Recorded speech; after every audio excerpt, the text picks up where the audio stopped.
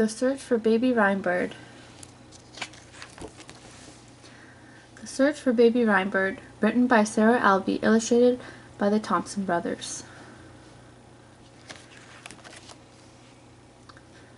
"Look, Max, the scale is glowing," said Emmy. "Our friends in Dragonland are calling us." They wished on the scale. With a starry swirl, they found themselves in Dragonland. "We need help," said Ord. He showed them a feather. "A baby rhymebird has wandered away from her mother. We need to find her," said Cassie.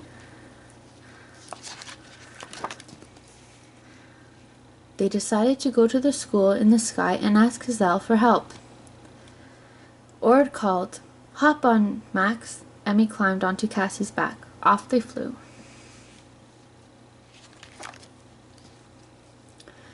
At the school in the sky, they showed Gazelle the feather. "The best way to solve a problem," he said, "is to figure it out together." "Hey, Zach," called Max. "Wheezy," called Emmy. Out they popped. They needed to split up and search for her.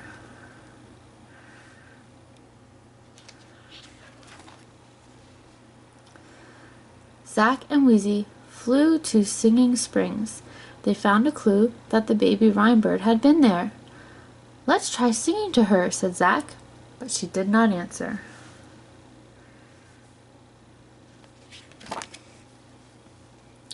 Ord and Max searched in Dandelion Forest. They found a clue that the baby rhymebird had been there. "Maybe she will come out if we ring this bell," said Ord, but she did not come out.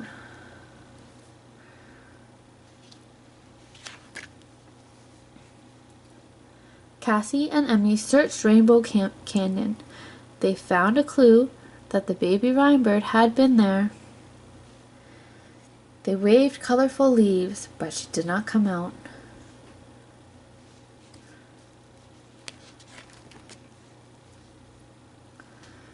They all returned to Mushroom Meadow. "Maybe the baby rhymebird likes bouncing," said Max. But she did not come out. "Let's try the playground," said Emmy.